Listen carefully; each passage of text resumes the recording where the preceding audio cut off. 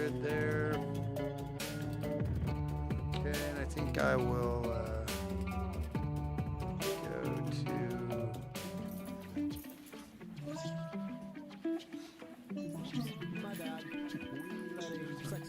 I was trying to play along with the music. Can you not hear this music? I did. I was hearing it. Yeah, you probably can't hear. There's music going right now. It's just I have it muted for our output on this one.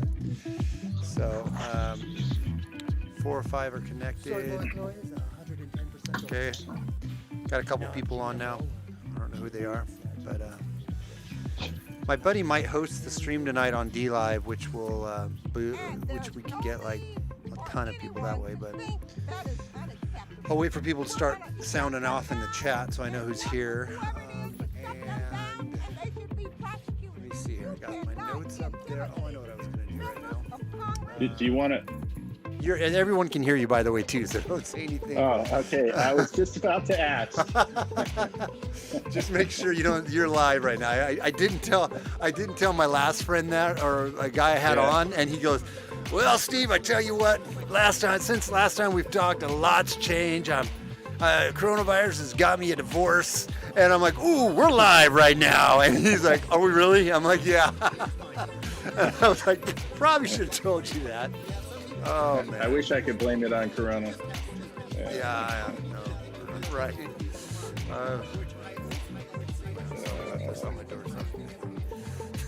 Wilson. That's kind of funny. We'll use that name. I'm just going to pick out a few memes to husband. Hey, how can I see the comments and shit? Or... So, hey, what's up, Lacey PC? Rodney Danger, hello from Missouri. Face the Sky, is it over? No, it's just starting, man. Freebird, glad to have you. I'm trying to think here if you can or not. Do we have Cindy? Do we have Cindy on that we gotta not curse around again? No, Cindy's gone. Funny story about Cindy is Cindy turned out to be a crazy. I shouldn't be mean about this, but kind of a crazy Mormon person where she had pissed a lot of people off and she was kind of a troll and would go around and tell people they need to quit swearing and she is big time into she likes dolls. She's a doll collector. She's kind of creepy. She was I feel kind of bad for her, but because she was nice enough, but she was she had a bad rep with a lot of people on YouTube. Yeah, a nag. Face the Sky said she was a nag. Yeah, she was. A lot of people knew her, and she went after a lot of different people, and they would get pissed and be like, "Screw you, Cindy, we'll do what we want to do." And she would lecture everybody. It was just kind of your classic, really religious person, kind of thing. We're used to that. We know that. Yeah. Yeah, but sorry, I'm bad at being clear in text. Yeah, no. So we're gonna have a very good show tonight. I'm excited about it. I'm fired. I'm fired the f up, and I try not to swear, but I will later on. I always tell my audience that. They're all listening to me right now. I always tell my audience, I try not to swear, but by halfway through the stream, I'm like, motherfucker was doing all this shit, and goddamn, I'm just going off, and I'm like, dang it. I'm really sorry I did that. I know this. I don't want to be that way. Oh, man, but so you can swear if you want to, but anyways, we're going to have a good show. We're going to talk about focus protection, right? And why the fuck we're not doing that. See, I already screwed it up, so forget it. So just forget it. It's going to be a swear stream. We're like 10 seconds into it. We're going to talk about how retardation is in full swing with the authoritarian left and the elitists. We're going to talk about my Nazi Kate Brown, Nazi brown stain, flush down brown Kate Brown, my governor. We're going to talk a little bit on the Great Reset and how insane it is. They're out of the shadows on that one now, guys. They're not even pretending like it's a conspiracy theory anymore. They're straight telling us this whole pandemic is about a global reset, the Great Reset. We're going to talk about the Thick Red Line, which is a movement I just found out about and have a lot of respect for. It's about the police, motivating the police to not enforce victimless crimes. And that goes for everything, but especially with these lockdowns and these authoritarian crap that the government's coming at us with. That's what we're going to talk about tonight, is that we need to convince our police because the politicians are completely impotent to do anything if the cops won't enforce it. And the cops took a sworn oath to the Constitution. That's who we need to win over. And we're not going to win them over by burn, looting, and murdering. And that's not the kind of stuff that's going to change anything. But getting them to not enforce victimless crimes will stop the very thing that BLM is so upset about, right? That they allegedly say they're so upset about. And we all know it's really actually about a Marxist agenda. Oh, hang on a second. Did Dave get knocked out of here? Sorry, my buddy Dave got... Oh. No, I just got a text. You said, let me in. Oh, did you mean on talking? No. I sent you that like 10 minutes ago. Oh, I just got it. That's hilarious. I got the Zoom. I followed the Zoom link, and then you wouldn't let me in. So. Oh, okay, gotcha. That's my... God to know my carrier is right on time. Well, I'm at your front door. Yeah. And then we're also going to talk about... We're also going to talk... We're also going to talk about this obsession with war that our neocons and the neoliberals and the neoconservatives have with war. And every goddamn time Trump says he wants to get out of war or pull our troops back, they find a way to say, oh, this is a terrible idea. Terrible. Oh, man, this is going to be so bad for everybody if we get our troops home and don't fight endless stupid fucking wars. And then I'm going to show you a sweet little thing that tops off 2020, or you'd expect to see it in 2020. It's not that impressive. It's just there was a guy on top of a bus with a flamethrower. It was pretty awesome. So we're going to start here now in about 30 seconds. So I have a good show. I have it planned out. We're going to try to keep it rolling. We're going to jump right into it from the get-go so that I don't spend all the time blabbering away. Maybe this is a good time like what I just did. I know I will give you a chance to talk, Dave, I swear. But maybe this is a good way for me to do this, because I always end up wasting too much time at the beginning of the stream explaining what we're going to do and so on and so forth. But I just told you what we're going to do, so here in a second, let's just do it. How about that? 5, 4, 3, 2, 1. SJG Perspective is with you. We are live. All right, man. How is everyone out there in the wonderful world of, YouTube or D-Liveville, wherever? How are you guys all doing? Excited to have you guys on, and I'm glad to see everyone in. And anyways, yeah, I got a special guest on tonight. He and I go way, way back. Go back to our college days, our Bible college days, by the way. As you can tell from my language in the beginning, it was a long time ago. And he is we became best friends, and he's always just stayed one of my closest friends. And so he's funny and pretty good looking too. So I figured I'd bring him on, not in a gay way, but I mean, not that that's wrong if that's your deal. We don't discriminate here. But anyways, Dave, how are you, man? Hey, wait, hang on a second, Dave, before you answer that. Do you realize you were my first guest on my live stream? The first time I live streamed was you, and you were my first YouTube subscription. 1,800 subs later. Here we are. Yep. Yeah. Go ahead. I was thinking if my internet was working better tonight, I could be your Jamie. So while we're talking about stuff, you'd be like, pull that shit up, Dave. I'd be like, all right. Yeah. I was like Jamie first, but then I figured out what you're talking about. You're talking about JRE there, Joe Rogan Experience. I haven't watched a lot of Joe Rogan Experience lately.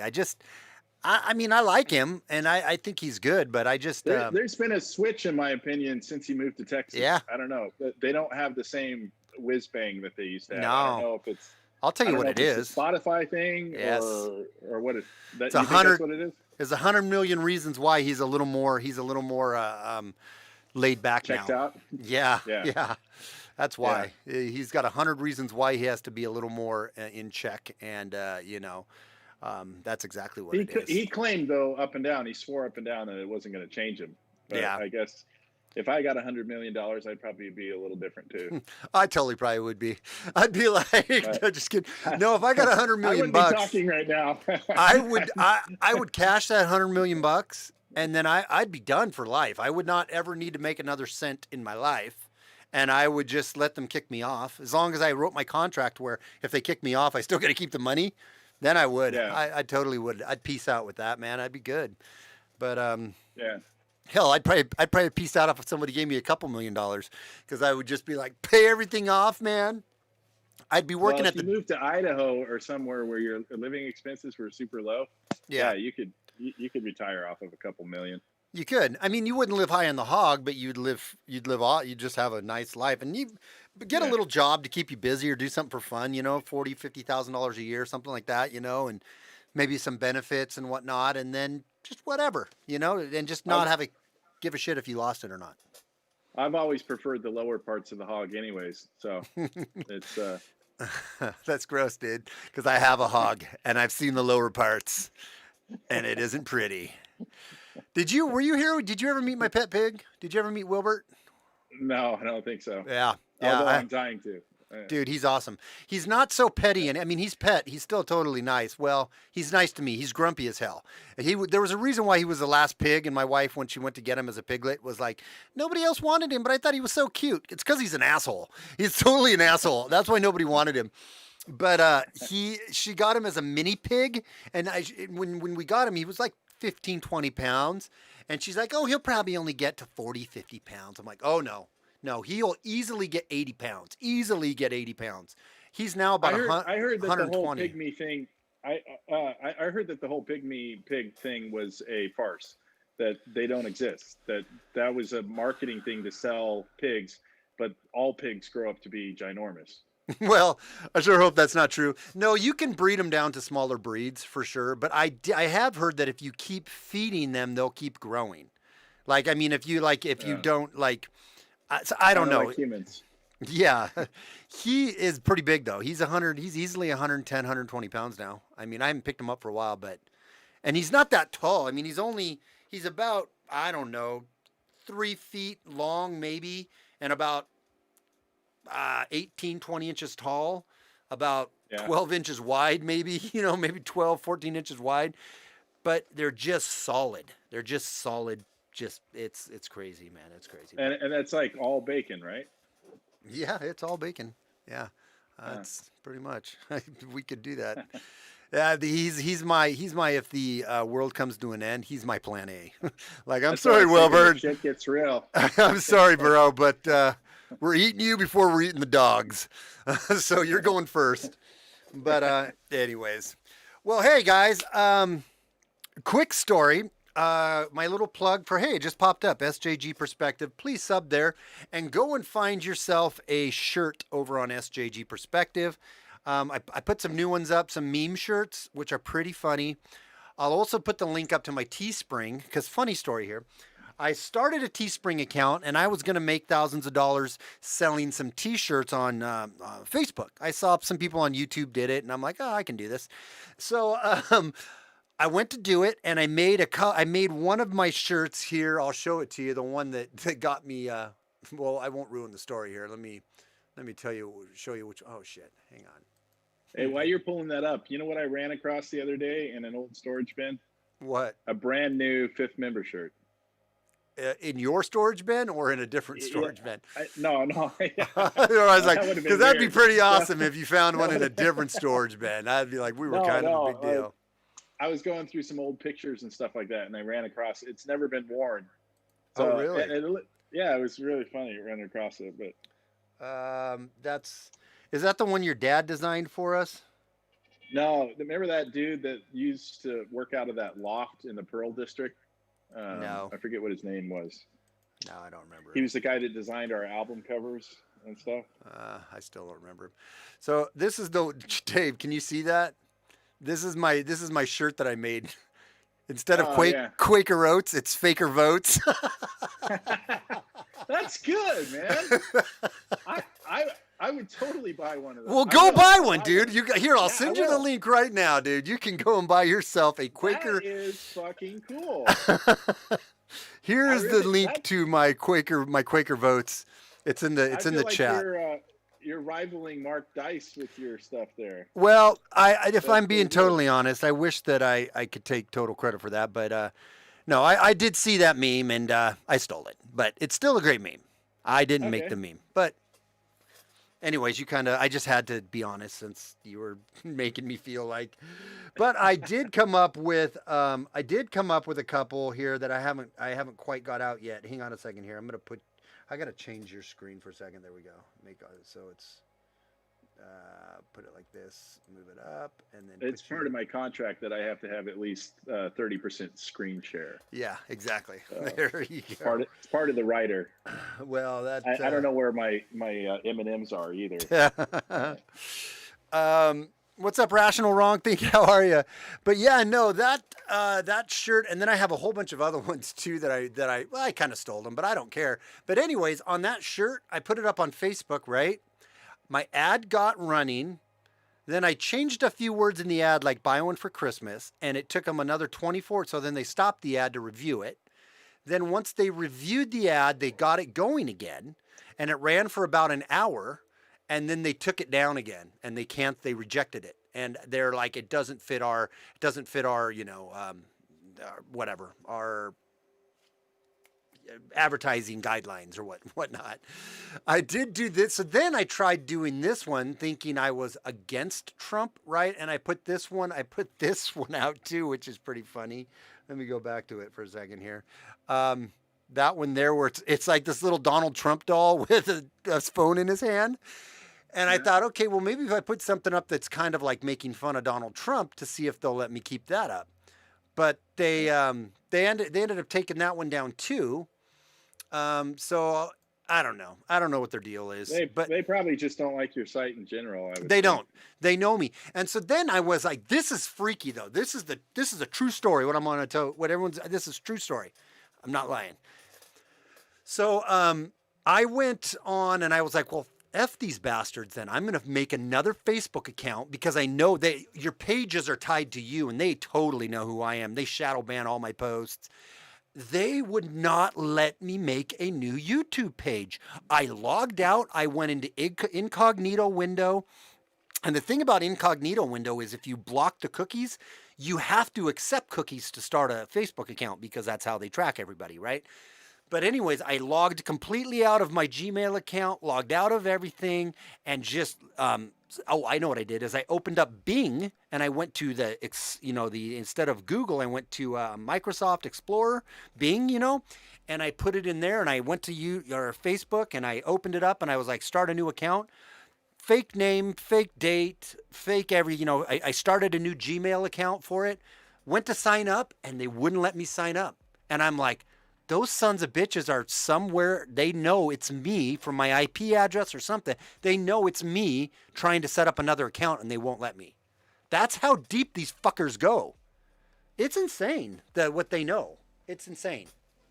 Yeah. And it pissed me off. Pissed me off really bad. So then finally I did do it today at work. I started another fake account. So I'm going to try to hope Mark Zuckerberg's not listening. But yeah. Anyways. I had a chance to work on his house. Mark Zuckerberg's? Yeah. Why didn't you do it?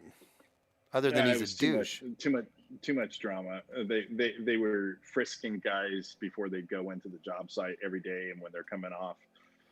You had to sign NDAs. You had to do all sorts of stuff. It was like, it wouldn't have been worth it.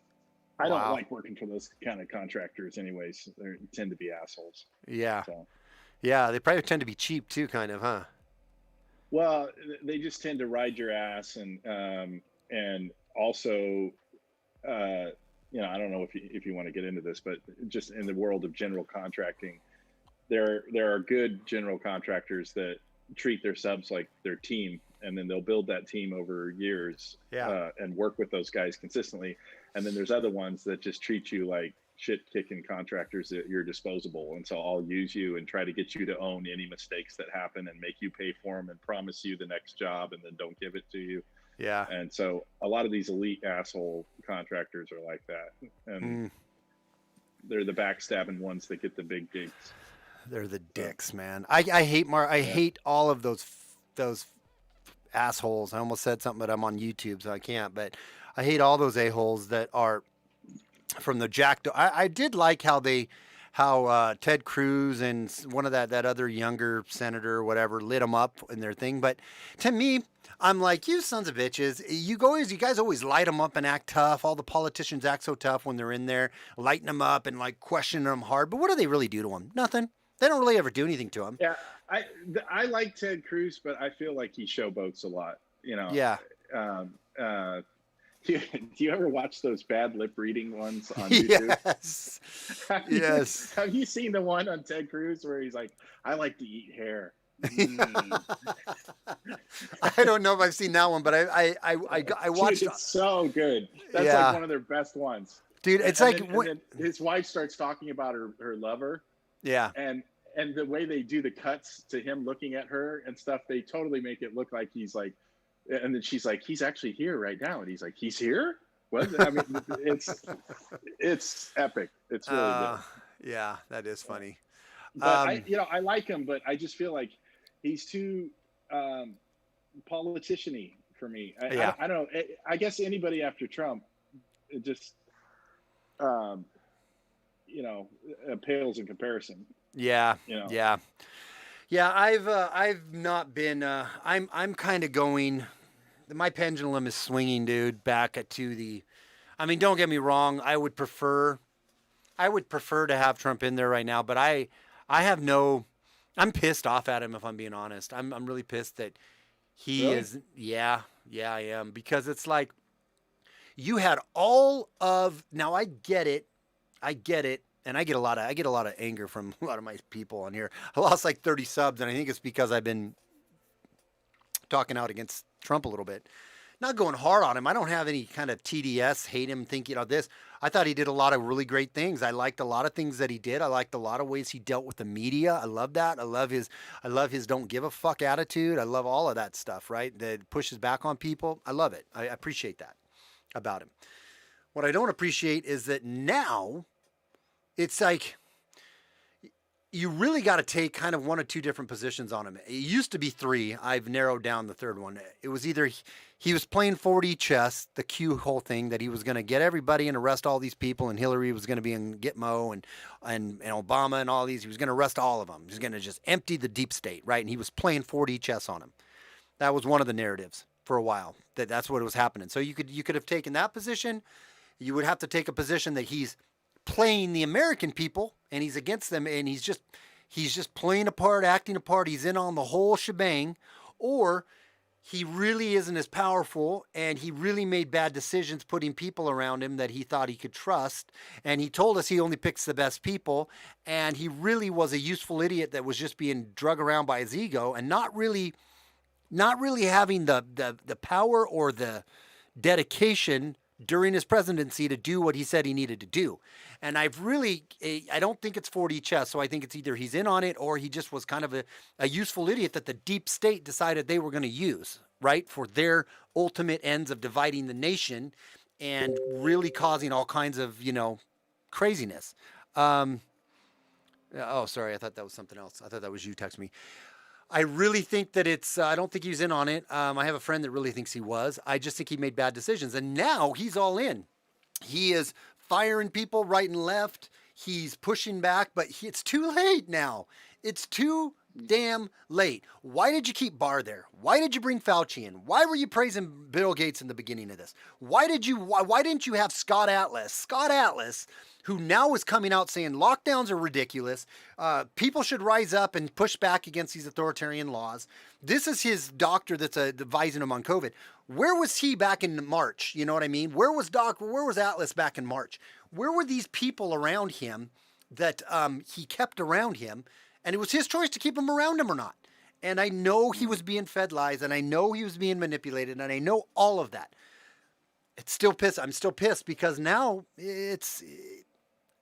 I kind of feel like now it's too late, dude. It's too late. The deep state is stronger than ever, and they're flaunting it in all of our face, and they're laughing at us. I'm fucking pissed off about it. So I don't know. Well, he'll always go down in my book as I have massive respect for what he did. I think I see what you're saying, but I think it's easy to play armchair quarterback and not realize what it would be like to be in that den of thieves and a pit of snakes. Oh, I get it.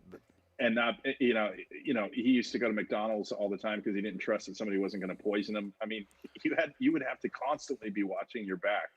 And he's not a smooth politician. He hasn't been doing it his whole life, so he wasn't polished. And I agree. Hindsight's 2020. It's easy to look at what he was doing and say, "Oh, he screwed up this and he screwed up that. Why didn't you fire these guys soon enough?" Mm-hmm. But I was telling somebody the other day that I've made peace with either outcome. Obviously, I'd love to see him do another 4 years, Mm-hmm. but if he doesn't, I still think what he accomplished in the 4 years he was in there was more than most presidents in our lifetime have accomplished. I think he rivals Reagan in my book.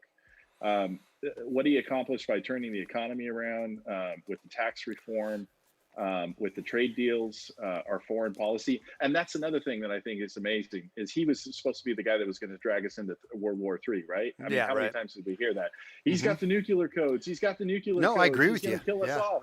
And he's the only president in the last 3 decades that hasn't gotten into a skirmish. Well, not only that actually bridged gaps with, talked to, old crazy Kim Jong-un over there, or whatever, the Un. And really, I mean, I agree with you on that. He did drop more bombs than I would have wanted him to see him drop. But I think the biggest thing that he did that really meant a lot to me was that he made guys that felt like me, that after 8 years of Obama, that just felt like I'm totally fucked and nobody cares about my opinion and all is lost and everything. He gave millions and millions and millions of guys like me the feeling of like, no, it's not over. No, we can't. But that's because you and your white privilege. What? Of course he did. You being a white supremacist. Yeah, whatever. Yeah. Fuck me sideways. I don't care. So lump me in, whatever. I mean that term now, racist, is so nullified in my book. It's like, go ahead, call me that. Yeah, okay, boo, whoa, whatever. Yeah, go ahead. I'm not going to cower anymore on all that. I know that I'm not. Yeah. I know my own heart. But I should. It's, I don't know if I've been looking at your agenda and your itinerary, so I don't want to stray too far from that. But I went to a Trump rally a couple weekends ago, and I had some interesting experiences there that I wouldn't mind talking about at some point. But he's got my respect. I love what he did. He didn't need to do what he did. He didn't need the money. He didn't need the notoriety. And I love the fact that he stuck it to Obama. Mm-hmm. I'm not saying he's an angel. I'm not saying he's perfect, and I'm not even disagreeing with the things that you said. But I just think, I think it's easy to play armchair quarterback. I think and I know that. I agree with you. I don't want to say like I know that. I agree. My thing is, I'm more coming to the realization that, and one thing like Rational said in the chat, which is true. The good thing about this is he's pulled the covers back on how deep the corruption goes, even though he didn't do anything about it, which pisses me off. But it's actually been normalized though now. All right. So prior to this, when I watched the media lick Obama's asshole and just suck up to him, I remember during that time going, they're so untrustworthy. They're so untrustworthy. But Trump put it on steroids. I mean, blatantly showed how CNN would just blatantly come out with made up lies, all of them. Though. And but when you start to drill down on those things, it's easy to scoot those things under the carpet and just go, oh, well, yeah, he did that and he did that. But some of those things are huge.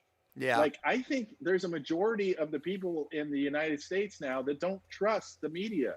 And I think that's earned. Yeah. I think it should be that way. And he brought that about. Yeah, true. But again, I mean, it's kind of like comparing, a runny shit to a nice fibery firm one. Like you would say, oh, the nice fibery firm one is better than that coffee shit over that chocolate nicotine coffee shit. It's definitely better than that. My doctor would be proud of me that I got some fiber in my diet. There's still both piles of shit though. Have you ever tried coffee enemas? No, I have not, dude. And that sounds like something a crackhead would say. I'm not going to lie. It makes the best mochas, I'm telling you. But no, but it's well, yeah, that's off topic, but it's an I would hope interesting so. experience. I used to do it a little bit a while back. A But, coffee enema? yeah, yeah. How did we get Coffee to enema. that? We need to segue. I do not You were need to hear talking about you different shoving. grade. I You were do talking not about need to different hear about you gradients shoving of coffee up your ass. That is not what talking is about on. different gradients. You were talking You about said not coffee getting off the agenda. That's not even on the reservation. Okay, talking How about. can you ask how we got there if you were talking about the coffee shit? Well, That's Jesus. directly correlated. Okay, but there's some things we keep to ourselves, man. We don't talk about shoving coffee grains up our butts. That's a thing? Is that like a California thing? Is that something you learned at Zuckerberg's? No, it's just it's a health thing. You do feel really good and cleansed afterwards. It's supposed I to bet flush you your, do. I bet you it's supposed to do. flush your liver, but the hardest part is you're supposed to hold it in for 5 minutes. So you stick like this pin-shaped thing up your hoo-ha, and then you hold the bag up really high and you let it all drain into your intestines, and then you got to hold it for 5 minutes. And I swear, I'm sitting there with a stopwatch and I'm just going, "Oh frick! Oh God! Oh what?" And I have never shoved anything up my ass, and I don't think you're missing out, man. You're missing out. Oh, gross. I am not missing out, dude. I know. I guess that's the thing with some people, but export only. That's all I can tell you. So, all right, let's go to this first point on this focus protection stuff that I wanted to talk about. With this COVID stuff going on, guys, I'm just going to list off a few of these things. And this is all stuff that we kind of know, but I'm really... Okay, yeah. Okay, just for anybody out there in YouTube land, I'm mad tonight, so I'm going to probably drop some F-bombs. So I'm just going to... I already did, but I'm probably going to drop some more. But my wife's always like, she swears too, but she's like, you just shouldn't do that on there. It's just, it doesn't sound right. You shouldn't do that. I'm like, I know, fucking A. What are you gonna do? So the World Health Organization, we've covered this on videos past. The World Health Organization came out 3-4 weeks ago now. Dr. Michael Ryan, he's the head. He's that Irish guy from the World Health Organization. He came out and inadvertently. Here's the thing, he probably purposely said it because this is another thing you've heard me say a lot. The deep state cabal globalists don't care anymore that we know they exist. We're going to look at that tonight from what Trudeau said. Trudeau came right out and is praising the Great Reset. They don't care that we know. You know that they don't care that we know because they killed Epstein and they don't even care to make it look like Epstein tried to kill himself. And yet they pass that off as the official story, right? The Bill Barrs of the world, that's another reason why you can't trust that big fat prick is because he came out and he said he believes that Epstein really hung himself. Bill Barr's a piece of shit. I'm going to go off on him later too. But the World Health Organization guy came out, maybe he did it inadvertently. I think he did it just to say it. But he came out and said 10% of the global population has been infected with the coronavirus. That is 780 million people. Right now, the official count is up to 50-ish million people that have it. I know I've covered this, but if you take that and you do the math on that with how many people have died, it puts the IFR infection fatality rate somewhere around 0.0012 and 0.0014, right in that range. Lower than the flu, lower than the seasonal flu, right? He came out and said that. Then the coronavirus, there's an article here. I'm going to play this for you. Well, maybe I won't play it. Maybe I'll play it a little later because we talked a little longer. It's a 6-minute track. I'll put it in my show notes so you guys can go and listen to it. There is documentation from the World Economic Forum. I think it was the WEO. Might have been the WHO. Anyways, official sources talking about how the coronavirus was in Spain in September of 2019. They've just came out and said that recently, that the coronavirus that allegedly started in December from a bat soup in China was already in Italy in 2019. And then there's other research that proves that Canada has said that they found COVID-19 material in frozen material back in 2013. this information's out there if you want to look. It's not Alex Jones tinfoil hat conspiracy. It's the real deal, right? So you have the WHO saying 780 million people died. You have coronavirus on record being around before they said it was even around, right? Totally blowing up their narrative. Then you have all the mass censorship that took place, the Event 201, the planning of it, the Clade X, the Crimson Contagion, these event or exercises that took place years before the coronavirus came out, right? A year and a half before they came out, they had all these pandemic exercises that were coming out, mass censorship on all kinds of media. You have them silencing therapeutic truth, right? All the therapeutic medications out there that help and that do wonders for the coronavirus, if, whatever. You have the flip-flopping on the masks from the CDC and from Fauci and from all these big leaders and whatnot. You have scientific evidence on all these that masks are ineffective. You have the crushing of our economy, totalitarian smashing of our freedom, etc., etc., etc. My question is, it's a complete shit show, but let's just pretend that this is a real virus and that old people over 75 are the most susceptible to it, to die from it. Because we know right now from statistics that if you're under the 75-year-old demographic, you have a chance of a 99.99997% chance you're fine. You're either not going to know you had it, or you're going to get the sniffles and you're going to get better. I've had several people now that I know personally that have caught it and have had literally a case of the sniffles and barely even felt sick, have said they felt way more sick about this. So one of the big things and one of the big issues and one of the things that piss me off is, why aren't we taking a focused protection approach to this? I mean, I know the answer why, but why aren't more people waking up to saying, okay, let's just take care of the vulnerable population? Does that make sense, dude? Are you still there, or did you freeze? No. Yeah, no, I'm listening. Well, my first question is, why does the WHO still have any credibility? Yeah. I mean, wasn't it proven that they're basically bought and paid for by China, and they're kind of the propaganda arm of China? So it's like, if that was found out about somebody, why would you continue listening to that person? Right. I don't know. I guess they don't have a rival, so there would be nobody to take their place. But the fact that they're in China's pocket, it makes me question everything that they say. Yeah. Yeah. And I'm really suspicious about the fact that Fauci is a lifelong politician. That he's been in how many administrations? Like 3 or 4? Yeah. Yeah. No, and he's tied when you look at patents and you look to his ties to Moderna and some of the patents on these coronavirus and whatnot. Dude, he has all kinds of fingerprints all over what he did to Judy Malkovitz, the chick that was on the Plandemic movie and whatnot. He is a part of that deep-seated bureaucracy and a complete and total liar. He's a sick son of a bitch.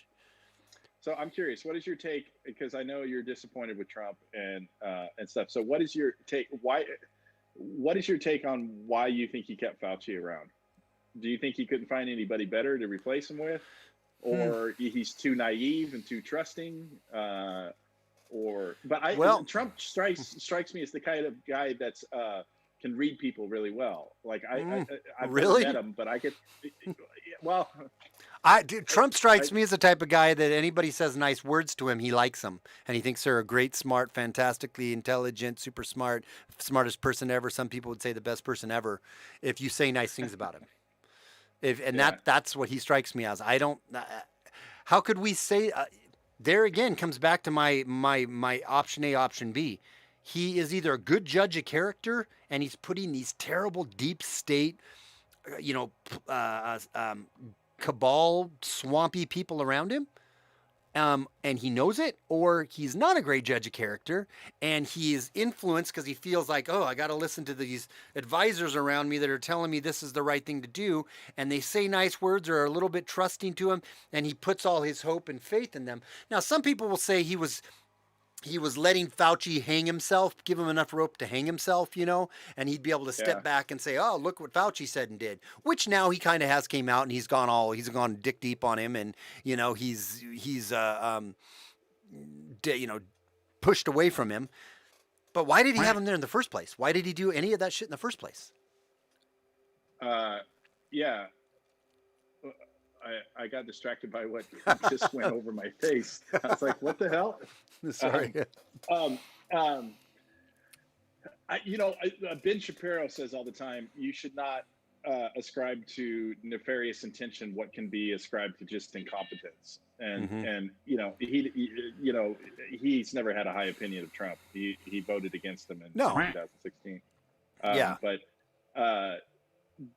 So I would tend to lean that way, is that I think there are areas where he is incompetent because he's not an experienced politician. But I don't know. I don't have a lot to back up except for premonitions and kind of a gut feeling. But I don't think it's.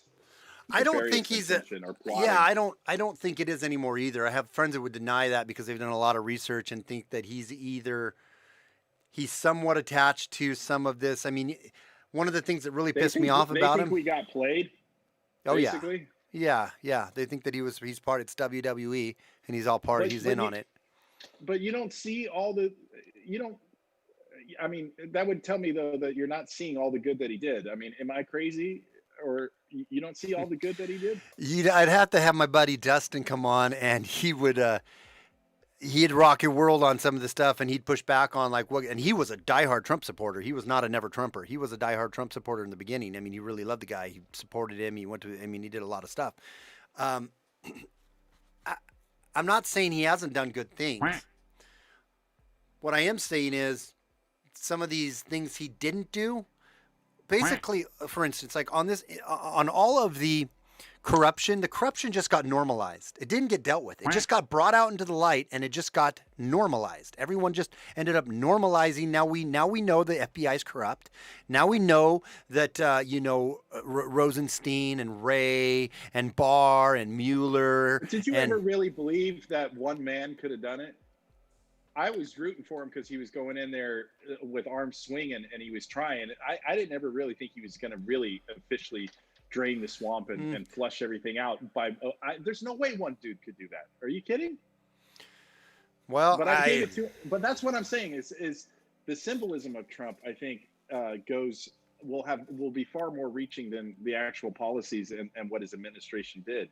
Is it showed I had all but given up hope prior to him getting into office. The Barack Obama administration devastated me. I remember the day he got elected, I wasn't bummed that he got into office. I was bummed that there was that many people that were that stupid in America that believed his con game. And I knew that was a bigger issue. I'm like, this guy will come and go. He'll spend 4 or 8 years. But if we have that many people that got their head up their ass, we're screwed. And I had all but given up hope. And then when he came in and started standing up and started pushing back, I didn't expect him to get everything done that he had on his list. And I mean, I'm not here to like cheerlead and rah for him or whatever. I'm just kind of like kind of just doing a free flow of thought of what I think on things. But I'm open to what you're saying as well. But I think if you're going to treat it properly, you should address all the good as well as all the bad. Yeah, no, and I definitely think there was things that he did that were good, but this last year I feel like the things that he let go, and I also want to say I get that his hands were tied for a long time and everyone has been against him. I get that, and I understand, but he did have the bully pulpit, and I don't feel like he moved the ball far enough or that he as well as he could have with you need to have more pause in between those two statements. Because you're like, granted everybody was against him and blah, blah, blah, blah, but he did have the bully. I don't think that's what I'm talking about. The armchair quarterbacking I don't think we could possibly understand what it would be like to be in that position. Yeah. Where I think he had like 95% negative press. So all of the world is being told that you're a douchebag and that you're awful. And go ahead. I don't know. Sorry, I interrupted. Didn't mean to interrupt you. No, I don't know why you brought me on. I'm here. I'm starting to wonder myself. No, I'm just kidding. No, I like to have people on here that we disagree with. Like Yeah, well, Dustin is way farther on yeah, to the deep end than I can even fully get yet on it. But like, he raises a lot of good points. I'll tell you what, a couple points you raised. For me, some of the things that I appreciate he did, wanting to get us out of war, not getting us in another war. I appreciated that. I pushed back on him when he was flexing on Venezuela. I was like, "What the hell are you doing? You shouldn't be doing that. That's bullshit." But I'm glad he never actually did anything on that, right? I'm glad he actually yeah. didn't. I'm glad he actually showed some restraint when it came to his response to Soleimani and to Iran. I don't know if he should have taken Iran out or the guy out, even though I'm not defending that guy. I don't necessarily think that made the world a safer place, even though the deep state military industrial complex would like to tell us it did. I don't necessarily think it did. But whatever, I'm glad he didn't get us in war. There's so many things he did that I'm glad he gave me more money in my pocket. I'm glad he pushed back against the political correctness. I'm glad he didn't play their game. I'm glad he called the fake news a fake news and he was a thorn in their side and he just didn't give a shit. I'm glad he did that. I'm glad he did some stuff on immigration. I think he could have done more, but I'm glad he did what he did on immigration and building the wall. I'm glad that there's a lot of things he did. Now, when we got to 2020, and in the beginning of the year, he goes, "It's a flu. It'll be gone in a little while. No big deal. We're not gonna let it ruin us. We're not gonna let it freak us out." And then all of a sudden, 2 weeks later, he completely flip flops that, and he's like, "Yeah, this is really bad. We need to shut the country down. We need to do this. We need to do that, and it's terrible. You need to wear masks." Even though he never wore a mask, he was pushing the masks. The biggest thing that made me lose a lot of respect for him and make me think that he's somehow connected to this whole bigger game is that he came out and he was pushing the vaccine, and he either was pushing the vaccine simply because he wanted to get the vaccine out there so that he'd get reelected because he thought that's what the people wanted to hear, that the vaccine was going to fix everything. The vaccine has been one of the main reasons this whole pandemic, the lockdowns, the authoritarianism, the mask wearing, it's all about the vaccine. It's all about tracking us every single place we go. And it's all about ushering in literally a one world globalist agenda and ultimately government. That is what they are. That was the whole reason for this pandemic, this scamdemic. The election, that was just a side benefit. That was just a side benefit that they could use that to get Trump out of office. The whole bigger picture of this whole pandemic is a vaccine that's coming at literally warp speed and that is going to be dangerous as fuck and that is going to be is used to completely and totally. Everyone's going to be force vaccinated either by hook or by crook. Whether they're going to shove it in your arm. Yeah, but put yourself. And no. He put that in there, dude. He was the one pushing that. He's been the one pushing that. So but my point is, but I put myself in his shoes, and I think he was damned if he did and damned if he didn't. He was in this impossible spot because if he took it too cavalierly and he took it too casually. And so whose fault is that? Died, oh, you're saying if. You're saying if he took it too cavalierly. Yes, I got you. Yeah, if he took it too cavalierly and he was like blowing it off and like whatever this, and it ended up being a bigger deal because the smarter people in the room were telling him that it was, he would have totally fucked himself. He would have screwed himself because he would have killed a bunch of. He would have erred on the side of freedom, though, and he would have erred on the side of what he came and stood for. But that's the hindsight. I disagree. It is. No, I'm not saying he made the right decision. But I'm saying he was between a rock and a hard place, and he had to fish or cut bait. No. That was all the pressure he took from Birx. That's all the pressure he took from Fauci. That's all the pressure he took from Bill Gates and from the World Health Organization and from the CDC. Yes, they were all pressuring him because this was the agenda. And you're right. He was damned if he did and damned if he didn't. Either way, he was going to be. But what I'm asking him to do. Jesus Christ, dude. If he's going to be fucked either way, then I want him to get fucked on the side of freedom. And then in the long run, at least we all know that he had our back and that he was pushing for freedom. And if it all went, because it wouldn't have went to shit. And I guess he didn't know that. Complexity into the cocktail. He also has to get reelected. So he does have to be a little bit of a politician. Yeah, I know. And that's where I have a big problem with all politicians, I guess. And I think they're all fake. Yeah. Well, yeah. So both of us. But dude, you're talking about an impossible tightrope this guy had to walk. Yeah, I'm not saying it was easy. That's why I would never. That's why I would never want to be president. And I think anybody who does. But that's what I'm talking about. The armchair quarterbacking. It's easy to sit back and go, "Oh, you did that wrong. You did that wrong. You did that wrong. You did that wrong." I saw a guy in there scrambling and just just swinging and doing his best and fucking up and screwing it up and doing his, but despite all that, and despite nobody being in his corner, and despite 95% negative press and all this stuff, he still accomplished amazing shit. And I believe he changed the country. He did change the country. But see, here's the other thing, Dave. I wonder was he the tool to actually just drive that extra division in the country that we needed? Now, I agree with you that the guys like us needed a voice and needed someone to stand up for them. I agree with you on that. I love you, Steve. I love you, Steve. But sometimes you get your little tinfoil hat on, and I don't know. I some of it's interesting, but I don't know that there's a lot of proof behind it. I mean, I find what you're saying. I find what you're saying interesting. But yeah. Oh, I'm not saying I know it for sure. I'm not saying I know it for sure. I'm saying that I know, and I'm saying I wonder though. And even if he didn't knowingly do it, I think ultimately that's the piece that was designed for him to play was to thoroughly divide this country. And I'm not necessarily saying that's a bad thing, because it also wakes up enough of the country to understand what's really being pushed on us and what's going on. So it isn't a completely necessarily a bad thing, because we do need to wake up. I guess the reason I'm fiery right now is I think it's all bullshit. I think all of them are bullshit. I think our elections are bullshit. I think they've always been bullshit. I think they'll always be bullshit until people wake the fuck up and rise up and say, no more, not any longer. We're not going to do this. Enough is enough. It's time to stop.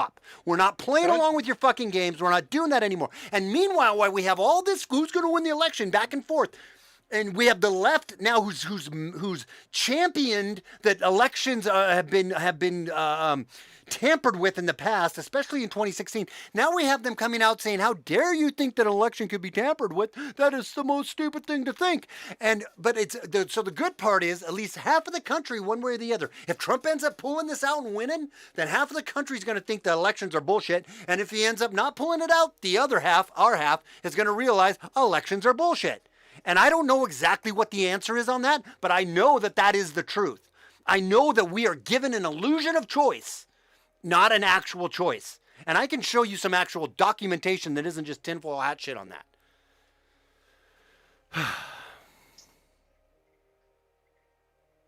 Are you there? Dave. He either hung up or froze. There you are. Can you hear me, Dave? Okay, there he is.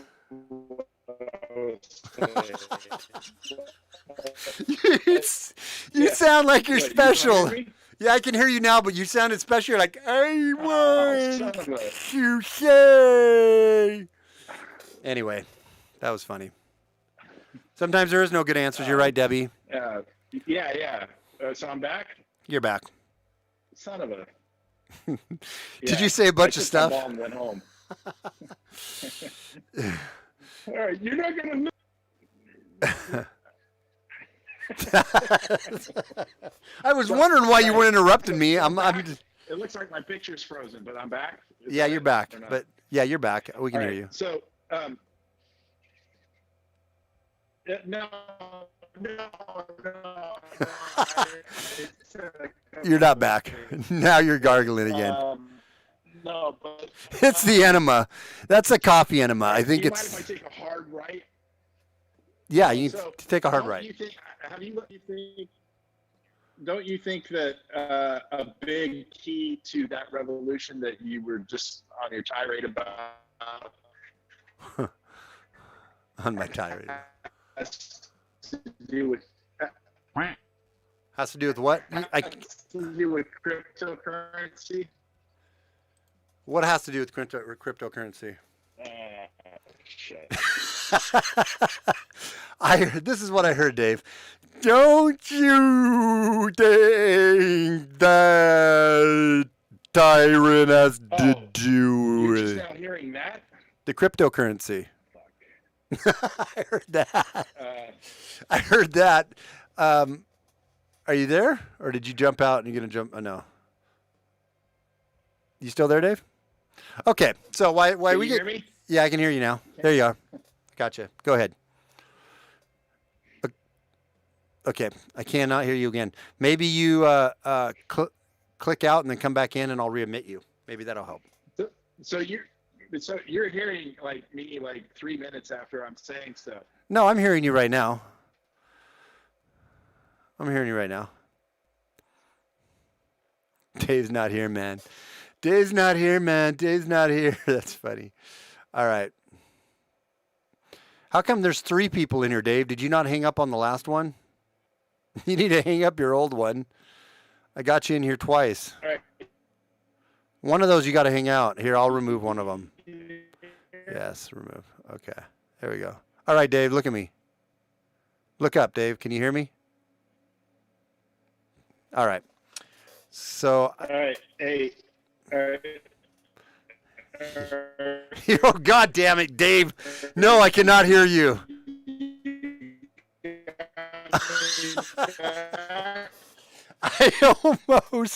That's almost funny because of how terrible it sounds. Let me kick you. I'm going to kick you out. Come back, Dave, if you can hear me. I'm kicking you out and then come back in here. Wait, did I kicked you out once, but okay, come back in. Come back in. Okay. We'll wait for him to come back in here. And I don't know, man. That's the thing. I don't know. I really don't, guys. I don't want to sound like I'm completely. I'm trying to figure out how to close that. I always forget. Close, yeah. There we go. Completely like anti-Trump because I'm really not. You know, it's just there's certain things that I'm not okay with. Yeah, this one right here. I wonder where Dave's at, man. Is he gonna get back in here? See if he can come back in. I'll wait till he gets back in. So let me go to this article here while we're waiting for Dave. And I just got to double check, make sure he's not there. It won't let me in because it says you kicked me out. Oh, oops. Okay, hang on. I got to re-invite him. Okay, let me do this. Sorry, guys. I'm going to take a quick break, and then we're going to come back after we get Dave back on. 60-second timeout, guys. Late at night, it's a faking crime by Chelsea's boys. Imagine an audio collection of parody songs designed to trigger the safe place snowflakes of the most easily offended among us. Experience one of the best collections in conservative parody troll musical meanings. Direct from SJG Perspective Productions comes the Patriot Parody Troll Leftist Aneurysm Inducing Collection. Have a laugh with Ice Ice Baby. Or ponder the truth of media lies with Tell Me Lies. You might need to take a shower after listening to Super Creep.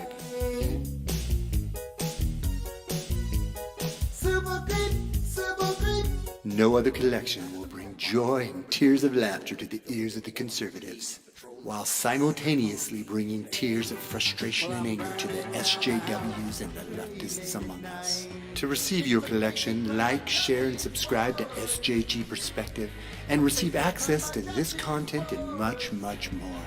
Don't wait. It could disappear at any moment. Subscribe today. All right, guys, don't forget to subscribe to sjgperspective.com, sjgperspective.com. Dave's still not back with us. Email me another link. I did. I emailed you a link. I emailed you a link, brah. Bo. So, okay.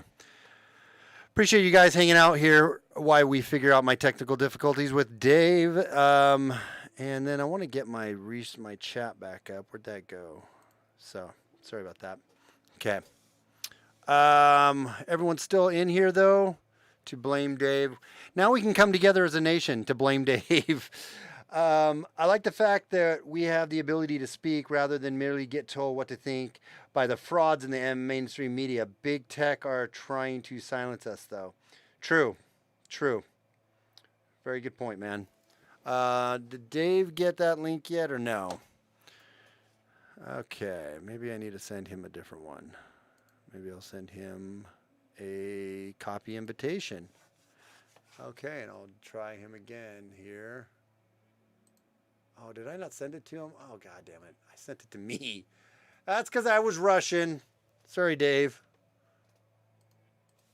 I sent me the link. Damn it. Okay. Sorry, I sent me the link. Oh. I didn't mean to shadow ban him. Oh, crap. Try again. Okay, let me see if I can take him off the block list. Maybe I blocked him from joining.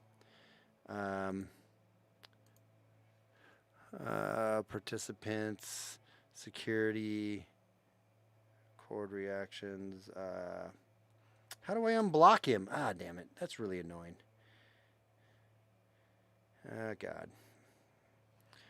Well, shoot.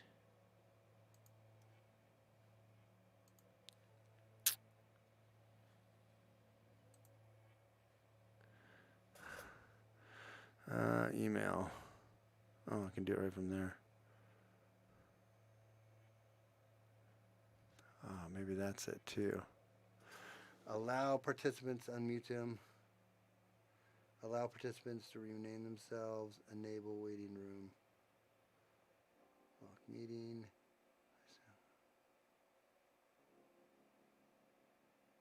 Huh. Okay, so.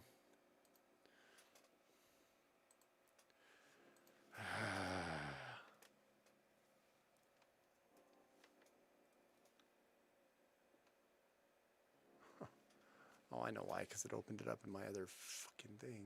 God damn it. All right. Well, shit.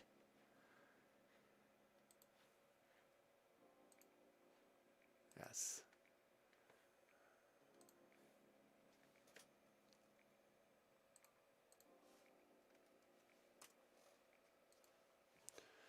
All right, let me see if that let him back in. Ah, I didn't really mean it.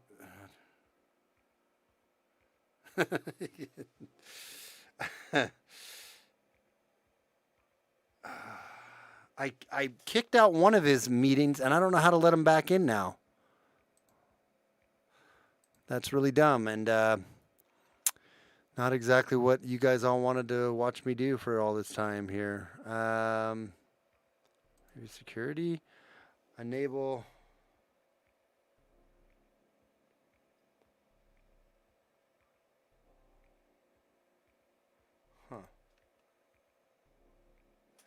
Okay, here, maybe I gotta start a different meeting. Well, shit. That's really annoying. Note to self, don't kick somebody out that you didn't mean to kick out. Okay.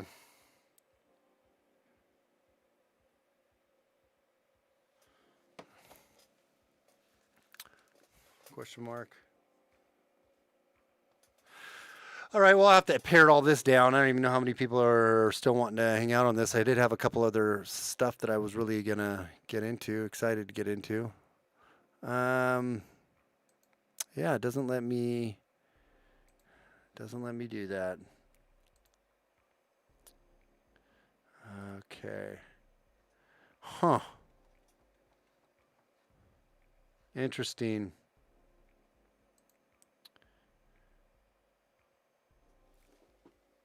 It's like you're banned me. Okay, hang on a second. Let's leave this meeting. Okay, guys, I'm going to give you one more promo break here while I get Dave back in here. This is Robert Knorr. Do you want to hear commentary? Do you want to hear some of the best opinions? Sorry, guys. We're going to get this thing going back here. Perspectives on information? Then where you need to tune to is Robert Knorr. Okay. Dave, I'm going to send you another one here. Knorr, well, America is a play on words. I love He Rob. doesn't play with you when it comes to his hard-hitting in your face, sometimes a little bit loud and gruff. So, we need to wiretap. They left out. Oh, and he said our case is garbage. They again did the exact opposite of the truth. Again! And other times, they're a little softer. Charities of the groups that are sending that money. So, for example, there's been reports, and I haven't. There's softer sides to Rob, and there's more up in your face. Which one are you gonna get? Do you want to listen to somebody who's a little more abnormally smart than you? Do you wish you lived in a normal America? Well, then you need to check out Robert Noir. Normal America. Check him out today, guys. You won't be disappointed. All right. Okay, guys. Very true, man. Check out Robert Norm. All right, so we're going to go to this one here. I'm going to wait for Dave to get back in, see if he can. There he is. He has joined the room. I am going to admit him. Okay, there you are. I just needed to start a different thing. Sorry. Note to self, don't. I thought I was helping by removing you. So Jesus, Steve, I won't mention cryptocurrency again, I swear. I didn't even. So what did you say about crypto? What was that? All right. So I have a buddy that I asked to join. I think he just joined now and he's watching us. Okay. He's a good friend of mine. His name's Norbert, and he's been into cryptocurrency and stuff. And we had a conversation one night that was really making me think that if there's a way that we can get the money out of the hands of the government and have individual control over it, that's when we can start holding them accountable and saying, you're not going to get my tax dollars unless you actually perform. Yeah. And I had a real epiphany that night when we were talking about it. I was like, wow, it really got me thinking, because it's money talks. That whole slimy swamp that is up there over in Washington, D.C. is run off of currency, off of money, off of mammon. Yeah. And I don't see, unless there's a revolution in that department, of us actually ever being able to have an effect on the political system that's over there. Well, I would tend to agree with you on that. But the thing is, you're right. It runs everything, and they have everything, and they're controlling that, and we are going to go to a digital currency. That's about what's going to happen here in the next year or two. But it's going to be a nationalized or globalized digital currency now, and whether or not they're then going to shut down all the other cryptocurrency, they're never going to let go of that control. You're right. That's what would happen. But they run all this shit, so they're never. I don't see how they let go of that. But what we need to do is get somebody on here that knows, because I'm a newbie to it, so I don't know shit about it. But I know a little bit about it, but yeah. But I feel like there's something to it, and the magic of crypto is that it's really difficult to control. Yeah. And so they might come up with a nationalized version, but a rebellion can rise and subvert that. And but what happens when all the big box Amazons, retailers of the world? What happens when they won't accept Bitcoin? And we have to get all of our and I'm whiteboarding here. They control all the goods that we need to live, and because we can't live on some phantom blockchain ones and zeros. So they can, and they won't accept, I think and they won't accept we could Bitcoin. Possibly end up going back to the not barter system. I think we should go back to the barter system, that kind of an agorist kind of mentality, or an agorist kind of economy. Or like I'll trade you coins out of my wallet. You trade your coins out of your wallet. The government doesn't know about it. They can't tax it. They can't go after it. But there'll be a way to shut that down, and I don't know what technologically enough. Maybe I am wrong. I want to be wrong. I don't know enough about crypto to know. Well, then tell your good goddamn friend that knows so much about it to come on and talk to us about this. Well, he's watching, so he would actually be a really good guy to talk to. So is he a kind of a nerd, a brainiac nerd on that stuff? He works in the industry, so he's an IT guy. But he's actually been thinking about starting up his own YouTube channel, because he and I have gotten to know each other through the ayahuasca experiences and doing shrooms together and stuff. Yeah. And I've never met another person like him that thinks out there. Like he's like a Joe Rogan caliber type of guy. Where Joe would have him on his show, and you can talk about stuff, and it'd be really cool.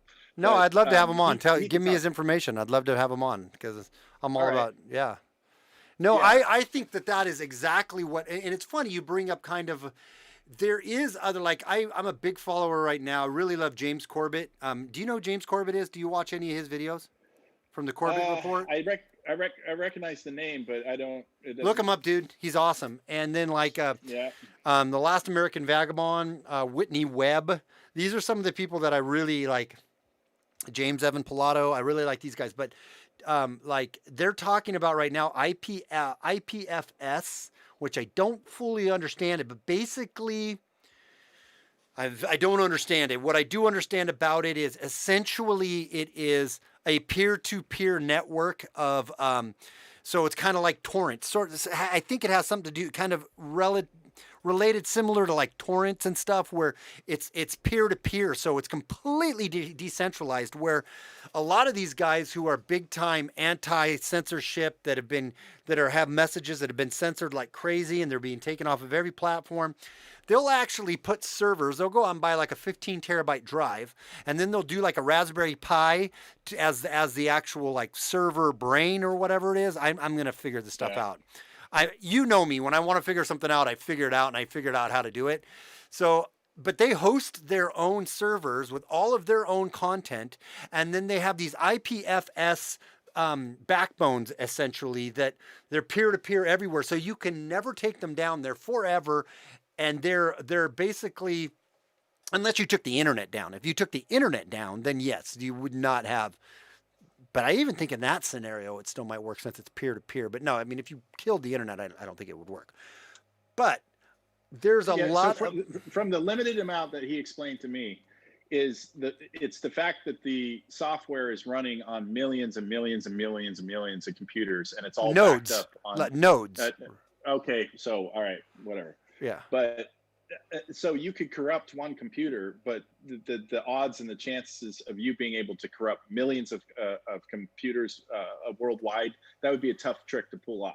Yeah. I don't know that any government can do that right now. Short of taking down the internet, right? Or short of maybe putting, it seems like you could put some sort of a block onto where you basically like a block to certain IP addresses, or a block to certain. I feel like there's ways they would want to, but they're going to do that. We're moving towards digital currency. It's going to come probably in the next year or so, where we'll have globalized digital currencies. But I agree completely, wholeheartedly with the idea behind what you're saying.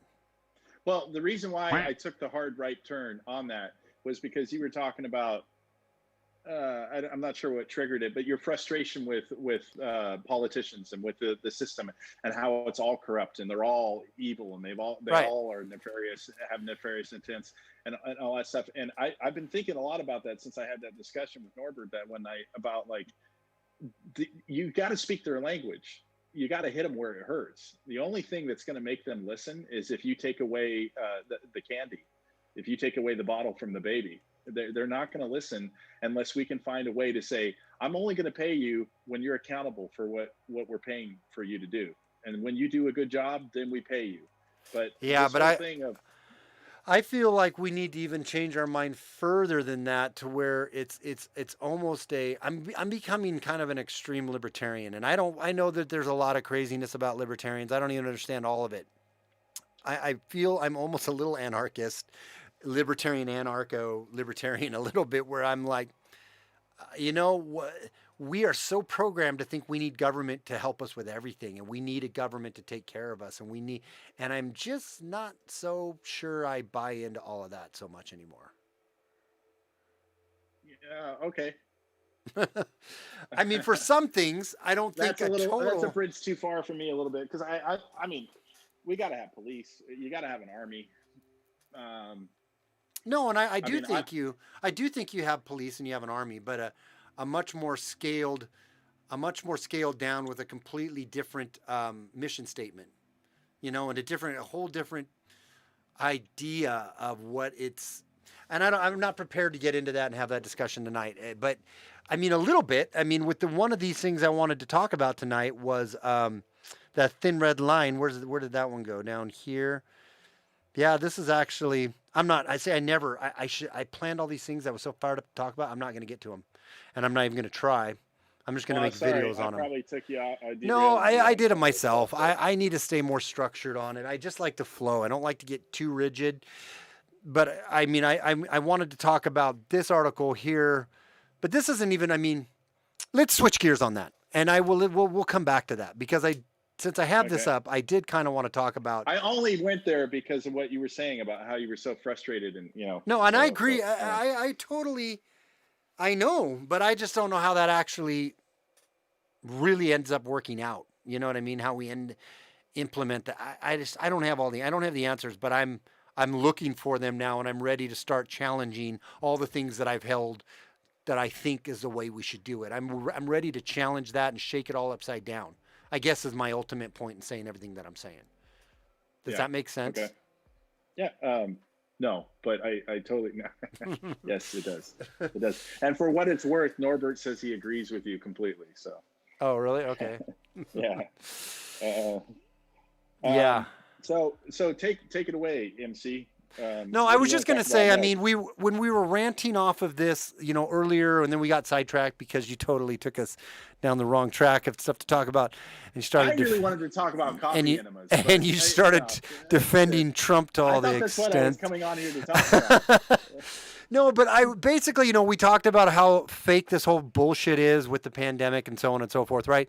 But then you have like the Pennsylvania, and I won't read all these articles. I'll blast through them because it's. Good luck in Pennsylvania mandating people wear masks inside their homes. That's how far we've gotten. This authoritarian reach is literally moving forward at a breakneck speed. And the whole thing that I was so fucking pissed off about, and I wanted to say when I came on tonight, was unless we quit playing the fuck around, it's going to continue to happen. Unless we don't stop, and we need to do it at our community level. Stop wearing your masks. If you're a business owner, keep your business. But if you can't, you also don't want to be the sacrificial lamb that if you're the only one doing it and nobody else does it, then it doesn't matter. Everyone has to do it together. And I don't know how we get this message out to people and how we get enough people to organize in their communities, organize in their small businesses as a block, as a whole, and say, no, we're not shutting our doors. No, we're not. We're going to let people come in and eat. And we all do it together. And if everybody does it together, the government is powerless. And even going to this kind of ties into, obviously, this article that I'm right here, it says that they want to make people wear their masks in their homes. Then we talked about the Great Reset, we talked about that. I won't pull that article up right now. The elites, how the elite are just lying scumbags. They tell us that we can't do these things yet. What do? They go and they do them. Like this article here that comes out of the UK Daily. Gavin Newsom of Michelin star restaurant birthday party where he dined in with a group of 12 without wearing a mask, despite telling Californians they can only celebrate Thanksgiving outside. And you have that same example with Kate Brown that she did that, and Mary Lightfoot or the Lightfoot mayor chick, and Cuomo did it, and all of these douchebag Inslee did it. You have all of these douchebags. Whitmer did it. What's her name from Michigan? Whitmer, Whitmer. Yeah. You have all of these people telling you can't have friends over. We had our right here. Check this out. Kate Brown actually came out and said, I don't know if you heard this or not, Dave. She actually has the balls. This dumb bitch has the balls. I hate this woman, and I know I shouldn't say I hate anybody, but god dang it, I can't stand her. Oregon governor warns of a $1,250 fines and 1 month in jail for violating new COVID mandates. Check this out. So that's the main reason I was supposed to come up to Oregon. Did you know this? I was going to be driving up to Oregon next week to hang out at a beach house at Cape Mears with my family. And we ended up canceling because of that. Because I feel like we're living in fucking communist China, man. We are. People just don't know it yet. Comrades are going to snitch you out. People don't. It's exactly what we're living in, and people don't know it yet. They're like, oh, it's not going to get that far. When it all started, me and my wife thought, oh, well, it probably won't get that far. It'll probably just balance back out. It's literally moving ahead at breakneck speed, and they're not trying to hide it anymore. Justin Trudeau came out and said, this pandemic has helped us get back on track, and I'm paraphrasing here, but essentially what he said is, it's helping us get back on track with our one world agenda. This is going to help us build back better. That's the stupidest phrase I've heard in my life. Who talks that way? Build back better? It sounds like you're a 3-year-old, but he comes out and says, we're going to build back better. It's the Agenda 2030. They're not even trying to hide it. The Agenda 2030, the Great Reset, it is absolutely, that's exactly what it is. And they can't do it unless people will let them do it. And this whole thing has been seeing how far they let people do it and take it from you. And with the cops, I'm going to open this up in a second, the thick red line. The cops are our last line of defense. And I was very consistent with this whole, I back the cops, I back the blue. When they're getting shit on by this Marxist movement, Black Lives Matter, it's not about Black Lives Mattering. Of course we think Black Lives Matter. Anybody who's a decent human being thinks Black Lives Matter. Black Lives Matter is not about Black Lives Mattering, though. It's a Marxist agenda and a movement. Anyhow, when they push out on the cops the way they do and their local communities, what does that say about anything other than total chaos and destruction? When the cops were arresting people at the beginning of this pandemic, before Black Lives Matter took off, and people were out in the park, out on the beach, in their homes, or violating, like in different parts of the country or world, like Australia or the UK, a woman organizing a rally, a freedom rally, gets arrested in her own home. I mean, and here in America, you have people in parks and business owners getting arrested for running their business. When cops are enforcing those laws, I have no respect for those cops. And those are the cops where I'm like, absolutely, I would march against them, because that's absolutely wrong and a step too far. And if the cops decided that they were going to support the Constitution, there isn't a good goddamn thing that any of these scummy, fucktarded little governors and mayors and council and government officials, there's not a damn thing they could do about it. That is the arm that's doing it. And it's not necessarily the cops' fault in the sense that they don't make the laws. They just have to enforce them. But they're just there to enforce them. But they should not be enforcing laws where it's a victimless crime. If there's no victim, there's no crime. But you're right. There has to be. There can't be the lone person that goes, oh, okay, I'm going to, the lone cop that says, oh, I'm going to stand up against the system and do it. We're witnessing this polarization happening in our society, and there has to be a movement that kicks off that other people join. That gives them. A lot of it is about having the strength and the confidence to have the voice. It's scary to step up and say, hey, wait a minute, the emperor doesn't have any clothes. Yeah. I know you may say I'm racist and crazy because I'm saying the emperor doesn't have any clothes, but it doesn't look like he's got any clothes on. Yeah. I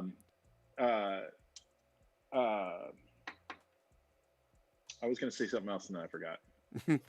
Well, I wanted to go over a couple of these memes really quick, and after this, I think we'll kind of wrap it up. I didn't get to. I always put too much in that I want to talk about on these nights. I'm still tweaking this, everyone. I know I always say that. I think I should have a Saturday stream where I know I can have 2 hours where I can just slow down and go through the articles that I want to go through, and people can just come and go. And my Monday, Wednesday, Friday streams, I need to only have one article because I talk too much. And if I think I'm trying to cram everything in, I end up getting scattered. But this is a great meme. This is from the Thick Red Line. I encourage everyone to go out and do some research on the Thick Red Line and see how I actually contacted them, and I'm going to try to see how I can do some community organizing in my community around the Thick Red Line. But this is kind of there, and it's a very libertarian, right, mindset. But it basically says, has a crime been committed? And it's got a flow chart. Was there a victim? No, there was not a victim. You follow the line down. No crime has been committed. Was there a victim? Yes. Was the victim society? Yes. No crime has been committed. If the victim wasn't society, then yes, a crime has been committed. Were someone's rights violated? Yes, a crime has been committed. Was someone's rights violated? No, no crime has been committed. It's literally, that's how where we need the cops for. Think about that. Like there's, we need police, right? But this is where we need police. We don't need police for all these victimless crimes that we have laws on the book for that are really just meant to milk and to fleece society and to control society and to get people to bow down to the almighty state. That is not what that is. I'm totally getting more and more against this. Lysander Spooner, that's a terrible last name, but it's awesome also. He said, is he the guy that they named Spoonerisms after? No, is serious. I don't know. Is that a thing? Yeah. He Spooner? was. Yeah. It's I spoonerism feel like when there's you a Dave joke here. no, no, No. you would be right to think that, but no, spoonerism is when you like. I'll have to think of it. I'll look That's up the maybe. definition. But here's what he says. Lysander Spooner. I don't know who he is, but I'm going to do some research on him. Vices are those acts by which a man harms himself or his property. Crimes are those acts by which one man harms the person or the property of another. For a government to declare a vice to be a crime and to punish it as such is an attempt to falsify the very nature of things. That is so fucking true right there. Does that not ring? Does that not ring true to you? Maybe I'm just like, I agree. Read it again. Vices are the acts by which a man harms himself or his property.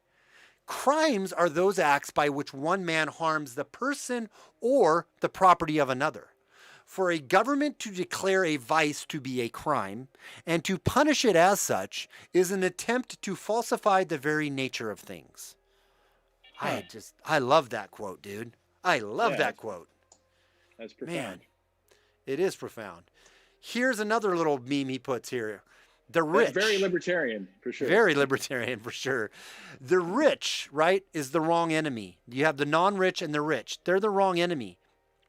Here you have people who allow others to live in peace. You have non-rich and you have rich. Earners, entrepreneurs, and protectors.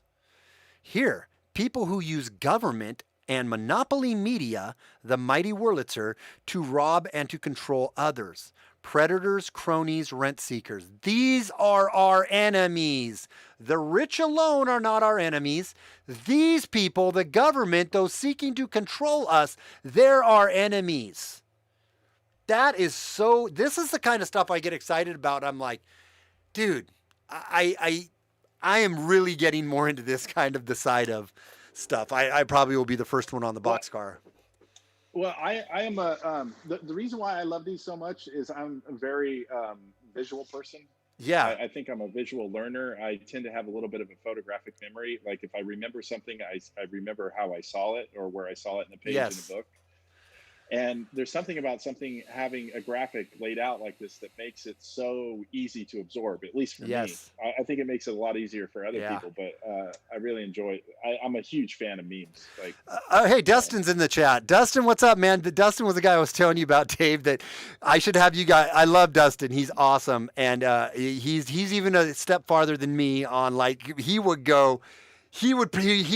and you, though, you are so good too with the way that you think about things. I mean, and that even though you don't spend a ton of time thinking on these things, you're a good thinker.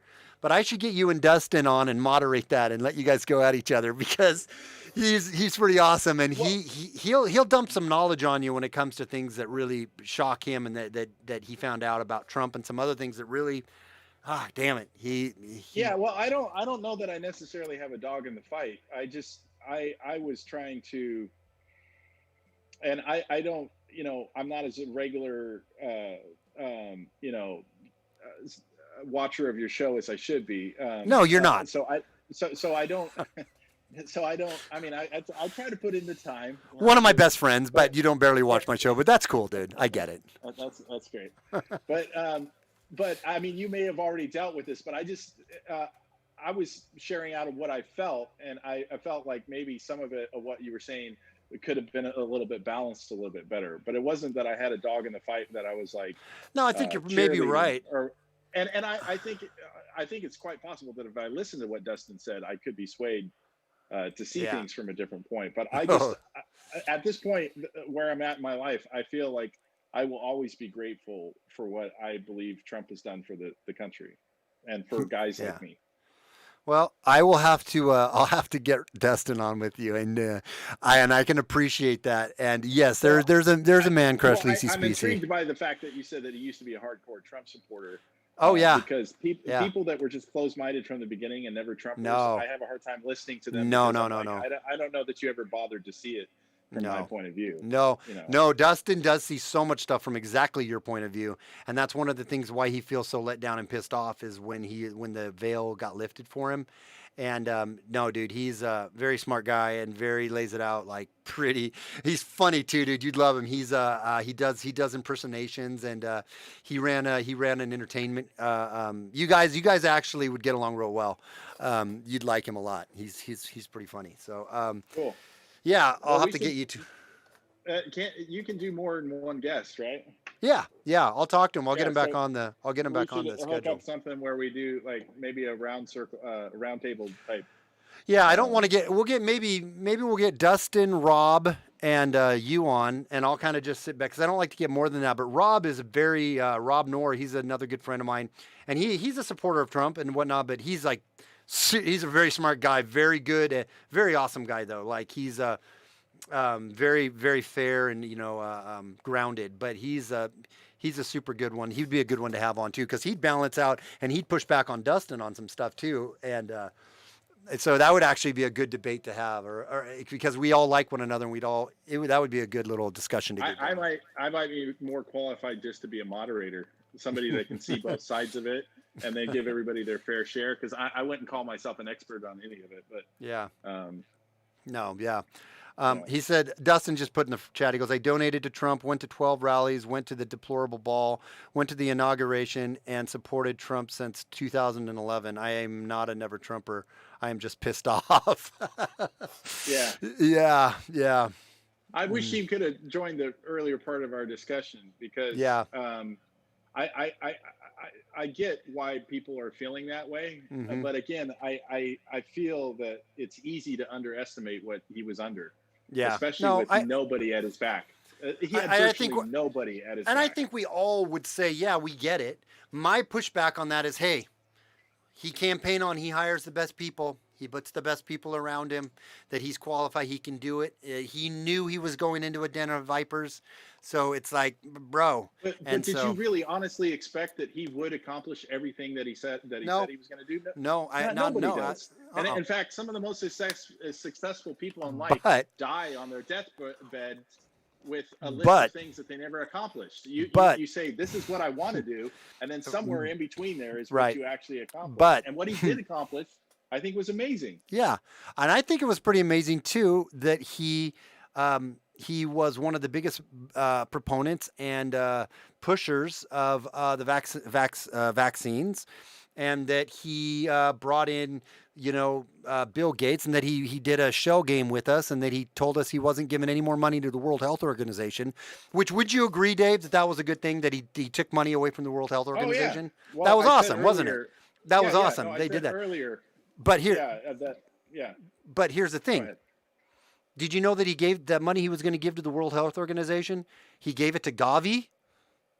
The same amount of money he gave it to Gavi, the Vaccine Alliance. Do you know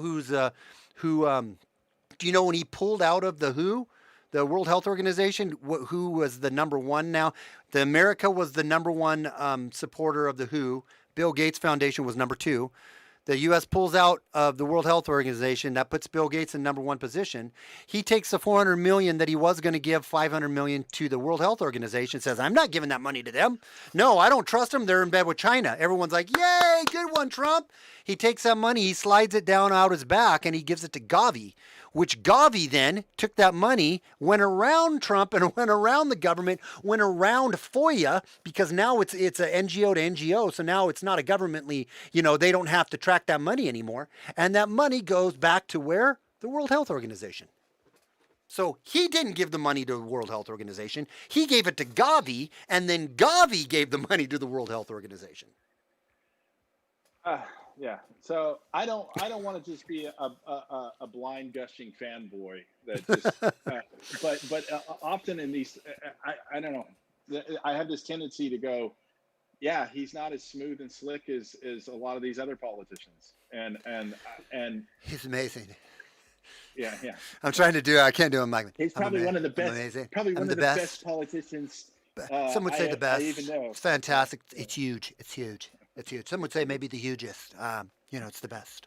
That's not I can't bad. do it. Like Dustin's watching and he's mocking me right now because Dustin does an amazing Trump. Like you legitimately think you're talking to Trump. It gets cool. funny. No, but So, I know, dude. There's just things about it that piss me off, and I don't know. No, and I don't know. I've said my piece. Yeah. I haven't. The problem is I'm not as far down the rabbit hole as you are. I haven't done the research. I didn't even know who Gavi was. I didn't know that the funds got back to the World Health Organization. Yeah. So Also, here's another fun fact. Some of the funware, if you look up funware, Trump had brought funware for tracking. It was for like analytics and tracking of like rallies and whatnot, right? For the people that would come to the rallies and for marketing and so on and so forth. But also funware is tied into contact tracing, and it's tied into some of the contact tracing software for that's tied into the COVID contract tracing, all this stuff that is in the works right now, the electronic chipping, the the tattoo, the COVID pass, electronic tattoo. It's tied into all of that. And Dustin can speak to that a little better too, but he was a big supporter of funware, and Brad Parcell was a... But if we bring it back to our original discussion earlier in the evening, you do attribute this to nefarious masterminding of an evil plan, or just sheer incompetence and lack of, like Dustin put it in here, and this is something that actually, that's, and I don't keep meaning to fanboy out on Dustin. I mean, I know he's in there listening and some of the things, but it's kind of what I said before he even came in the chat. You really are taking two positions on it, where it's, if you really think about it, you've got to say, it was like originally 3D chess. Okay, he's not doing that. The whole Q-tarded stuff, that's not happening. It's not Q. It's either he's part of it, WWE, or he's a useful idiot. He wanted to do all these things, and he thought he was going to do all these things, and they just let him, they pulled the puppet strings and let Trump think Trump was doing all these great things, and he was in control, and that he was going to get all these bad people arrested, and he was going to be the greatest president ever, and he let him play the Trump card, if you will, and they just pulled the puppeteer strings on him until they decided, okay, time to snip those strings, we're done with you, you've served your purpose, and now we're done with you. And I don't know. Not that that's wrong, but that is a fairly cynical view of it. Yeah, it is. Yeah, I agree with you. I don't mean it wrong.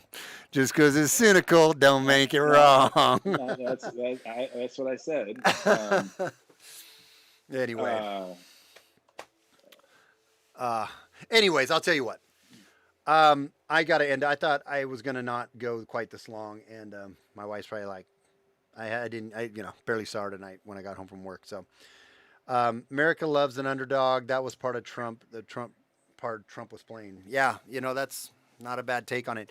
So here's what we're going to do. And let me go back to the discussion view real quick. Here's what we're going to do. We're going to end for tonight. I didn't get to the things I wanted to get to. I'm sorry. It's Dave's fault. But we love him anyways. Dustin, I will text you, and I'll get a hold of Robert and then Dave, and then let's do another one. I got Jason Burmis coming on next week, which, if you guys don't know who Jason Burmis is, he did like, some really awesome documentaries. Shit, I can't think of them right now. Because my brain is just, I want to tell you I want to plug this real quick here. Jason Burmis. He did Fabled Enemies, was one of his documentaries he's done. Let me see if I have him on here. Yeah, he did Shade, the motion picture, Invisible Empire, New World Defined Fabled Enemies. NX, what's that one thing, NixFim or NXIVM Exposed, and then Loose Change Final Cut. He Loose Change, that's the 9/11 one. So he did all of those documentaries, really, really great documentaries. You can find him at Jason Burmis on YouTube. He's got like 60,000 followers. He's got a pretty cool channel, and I just think he has a lot of really good things to say. I like his take on stuff. But anyways, he's going to be on next week, and then I have Phoenix Enigma coming on next week. But maybe next Friday, we'll see about it. Maybe next Friday we can get all four of us on. We'll check Dustin's schedule out and see if he'll be up to it when he can. But it would be. I would love to join in. You may want to fill the seats with people that are more versed and more expertise, experts in areas. But I might be able to add the everyman's, Yeah, Joe no, the I think that's plumber's why it would be good to perspective have you things. on there. Yeah. I think that would be a good position Yeah. because you would be. I mean, So, if you want to talk about, ayahuasca or that other stuff, I think I can do. be more of an authority on that. But on this stuff, I just haven't done my research enough. But I do think I have value. Whoa.